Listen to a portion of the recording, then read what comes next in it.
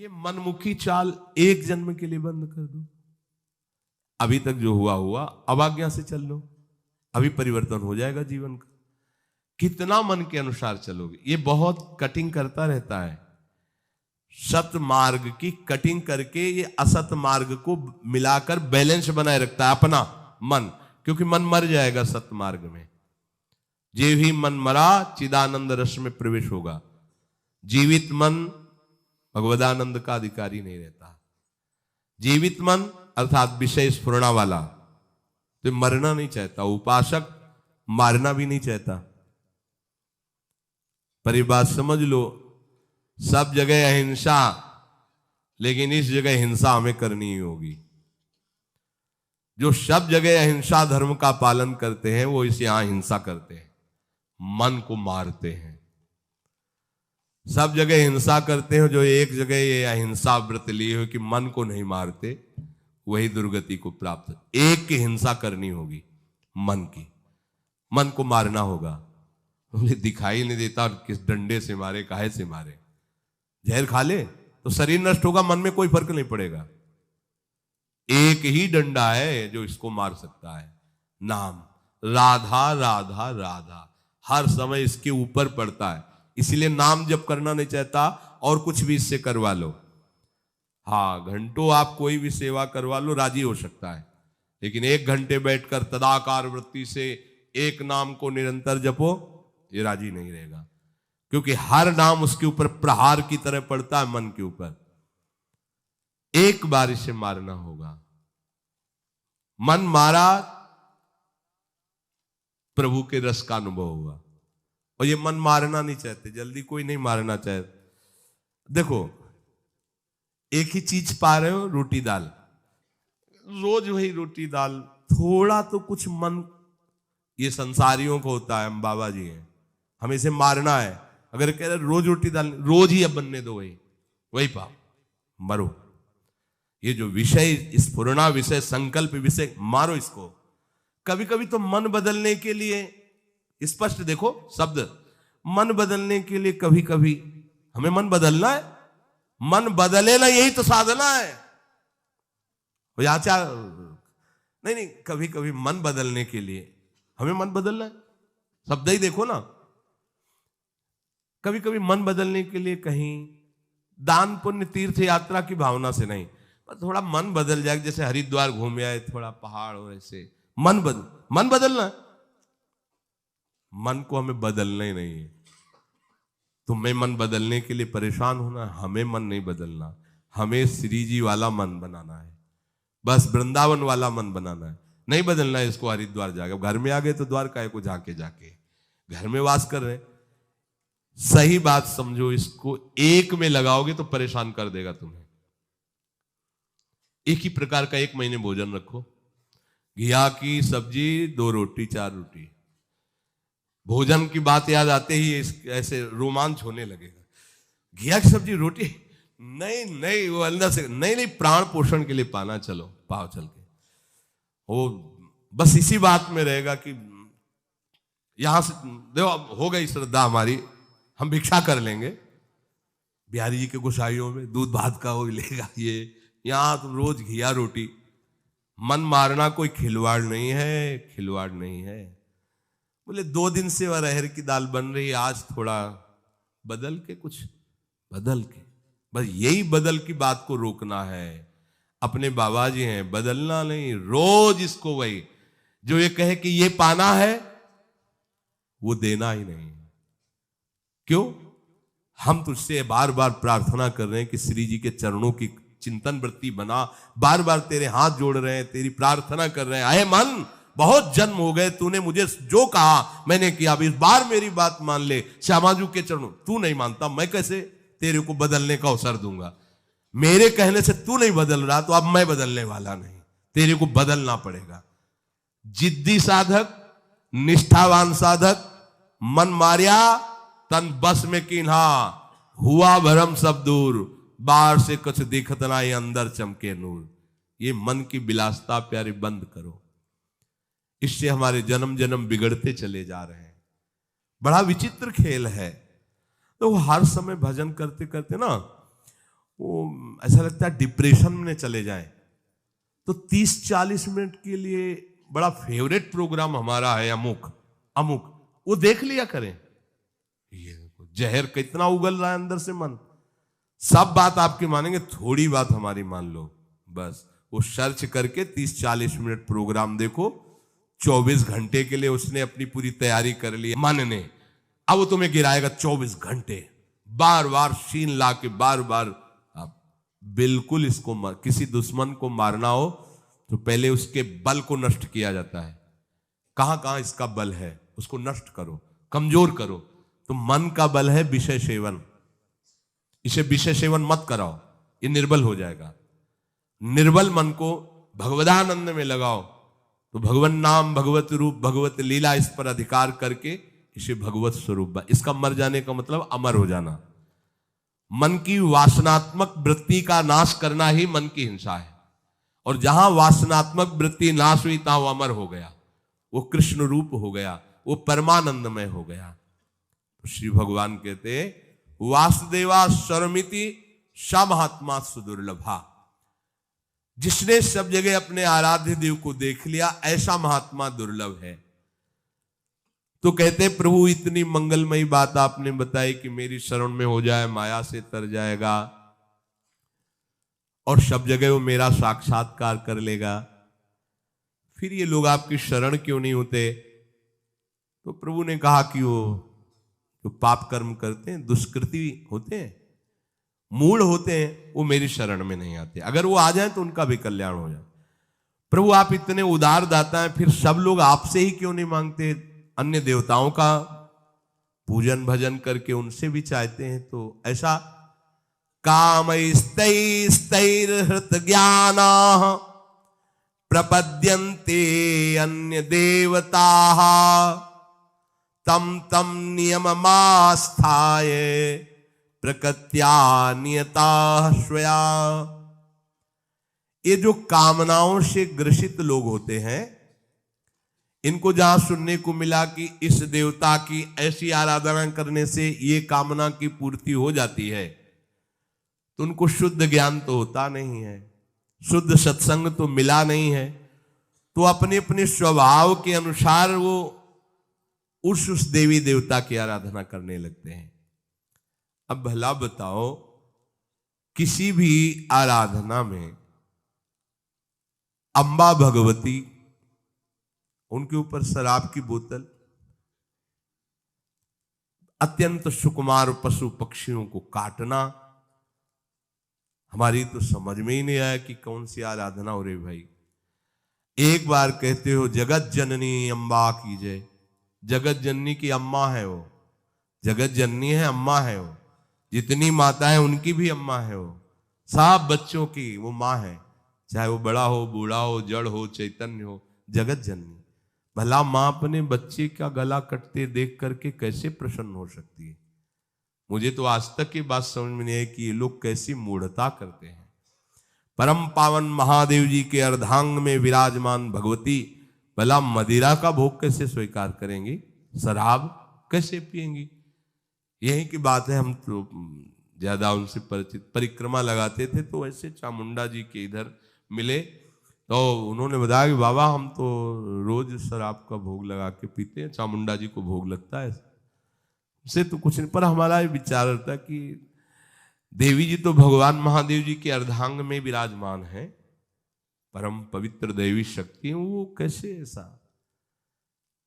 अब आप अगर वो प्रसाद पीते हो, आपको मां का भाव आ रहा हो, दर्शन हो रहा हो, तो हमें बताओ।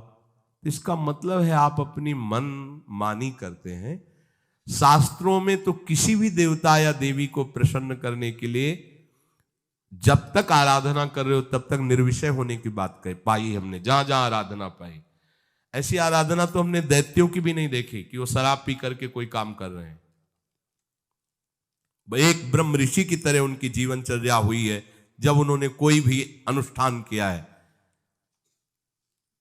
ये जो कामना से बुद्धि अपरित हो गई है, वो लोग प्राय ऐसा कि अमुक बलि दे दो तो तुम्हारे पुत्र हो जाएगा, दूसरे के बच्चे को छीन कर तुम काट रहे हो, चाहे बकरा ही हो, मुर्गा हो, तुम्हारे बच्चा पैदा हो जाएगा। अरे वो अगर बच्चा तुम्हारे प्रारब्ध में नहीं लिखा है ना तो नहीं होगा, अगर होगा भी तो ऐसे कृत्य के कारण वो तुम्हें जीवन में कभी सुख चैन नहीं लेने देगा, कभी तुम्हारी शांति नहीं आने देगा, हर समय तुम्हें अशांत और जलना होगा। अधर्म से किया हुआ जो भी अनुष्ठान है उसका परिणाम विनाशकारी और दुखदायी होता है। भगवान कहते हैं ये ज्ञान इनका अपहरण हो चुका होता है कामना के कारण। ये अपने अपने स्वभाव के अनुसार उस देवता का, उनकी आराधना के नियमों को धारण करते हैं और देवताओं की शरण होकर अपनी अपनी कामनाओं की पूर्ति चाहते हैं, क्योंकि इनका लक्ष्य केवल लोक परलोक की भोग वस्तुएं ही है जो क्षणिक है, कुछ समय के लिए है। भगवत प्राप्ति करना है, विवेक जागरण करके सत्य वस्तु में स्थित होना है, ये कामना की पूर्ति वाले लोग नहीं जान पाते हैं। बढ़िया उपाय पीछे भगवान ने बताया था कि यदि आप कोई कामना भी करते हो और हमारी शरण में आ जाओ, हम से कामना की पूर्ति चाहो, पर भगवान की तरफ आने पर देखो एकदम ब्रेक लग जाती कि आप ऐसा ऐसा भोजन नहीं करोगे, ऐसा संग नहीं करोगे, ऐसा, ये सबको बड़ा कठिन लगता है और मनमानी आचरण भी करते रहो और देवता कामना की भी पूर्ति कर देगी, ये मार्ग सरल लगता है। धन संग्रह की कामना, भोग भोगने की कामना, ये दो बातें सबको परेशान किए हुए हैं और दो बातें एक ही जगह बहुत जोर से पूर्ण हो जाएंगी। जे ही भगवान की शरण होगे तो भगवान के चरणों में मां लक्ष्मी वास करती, धन की इच्छा नहीं रह जाएगी। देख लेना, हृदय से हो जाओ, हृदय से शरण हो जाओ और भगवान सब सुखों का हेतु है, इसलिए किसी सुख भोगने की इच्छा नहीं रहेगी। पर ये पहली सबको समझ में नहीं आती, सबको लगता है ऐसा करो, कोई विधान किए, इतना अनुष्ठान किया, इतना दान पुण्य किया और इतना मिल गया, ये अच्छा लगता है, इसीलिए देवताओं की तरफ ज्यादा भागना होता है। श्री भगवान कह रहे हैं स्वभावो मूर्धनि वर्तते, ये स्वभाव के कारण ही ऐसा करते हैं। अच्छा, कोई भी देवता ना स्वयं मोक्ष को प्राप्त है ना तुम्हें मुक्त कर सकता है, एक छोटी सी शक्ति उसके अंदर है। जैसे गांव के प्रधान की शक्ति एक सीमा में, फिर उसके ऊपर, फिर उसके ऊपर, फिर ऊपर, ऐसे ही है। ये सब छोटी छोटी शक्तियां सब भगवान ने ही दी है, लेकिन वास्तविक कामना की पूर्ति तो केवल श्री हरि से होगी, दूसरे से नहीं होगी। अपने जितने सत्संग सुनते हैं, अपने को अनन्य हो जाना है, कोई भी कामना नहीं रह जाएगी, न जीने की, न धन की, न सुख। ऐसी मस्ती आएगी, मान लो कोई साधना, कोई अनुष्ठान करने की जरूरत नहीं, भगवद आश्रित हो जाओ और नाम जितना बन सके उतना नाम गुनगुनाते रहो, पड़े रहो भरोसे पे। वो चीज मिलेगी जो कहीं किसी साधना से नहीं मिलती। ये जीवन की सार बात आपको बता रहे हैं, आपको जो चाहिए वो मिल जाएगा। बस हमारी प्यारी जो की शरण हो जाओ, जितना बने नाम जपो, अन्य आश्रय रहित हो जाओ, सब ठीक हो जाएगा। ये जो बेचारे कामना से जिनका ज्ञान अपहृत हो गया, वो यहां तक आ ही नहीं पाते, वो उसी में फंसे। अगर कहीं थोड़ा सा पवित्र भाव भी हुआ तो देवताओं का अवलंबन ले लेते हैं और उनसे अपनी कामना की पूर्ति के लिए आराधना करते रहते हैं। ये अमूल्य जीवन जो भगवत प्राप्ति के लिए था, निष्कामता के लिए था, भगवत प्रेम के लिए था, वो ऐसे ही खो देते हैं। संतों की आज्ञा में बहुत कृपा भरी होती है। अगर कोई उनकी आज्ञा का पालन कर ले तो परम कल्याण निश्चित है, परंतु महात्मा की आज्ञा का पालन कोई देहाभिमान रहित ही कर सकता है पूर्णतया, नहीं देहाभिमान आड़े आ जाता है। देवर्षि नारद जी ने भक्ति सूत्र में कहा, महत्संगस्तु दुर्लभो अगम्यो अमोघश्च। ये महत्संग वासुदेवा स्वर्मित सा महात्मा सुदुर्लभा, महात्मा की जिसकी ये अनुभूति है जड़ चेतन सब भगवत स्वरूप है, ऐसे महात्मा का मिलना बड़ा दुर्लभ। श्री भगवान कह रहे हैं समात्मा सुदुर्लभा। महत्संगस्त दुर्लभ हो, देवर्षि नारद जी भी स्वीकार करते हैं, बड़ी दुर्लभ बातें हैं। यहां जो कहा जा रहा है कि महात्मा ऐसा दुर्लभ है, वो दैवी संपत्तिवान, साधु स्वभाव वाला, पूर्ण सदाचारी, भागवत धर्म का अक्षरशः पालन करने वाला और निरंतर भजन परायण, ये महात्मा का लक्षण है। खोए रतन फिरत जे घर घर, कौन काज ऐसे जिए। क्या जीवन ऐसा। अगर हम भगवान के भक्त का वेश धारण करके अपनी रसेंद्री और जनेंद्री के सुख के लिए भटक रहे तो धिक्कार है, हमारे जीवन को धिक्कार है। श्वांग रचने से काम नहीं चलता। अपने जीवन को प्रभु के चरणों में जो समर्पित कर देता है वही महात्मा बनता है। मनमानी आचरण बड़ा विचित्र खेल है। हम भेष रख करके भी वही करना चाहते जो संसारिक जन करते हैं। फिर हम में और संसारिक में अंतर क्या रहा।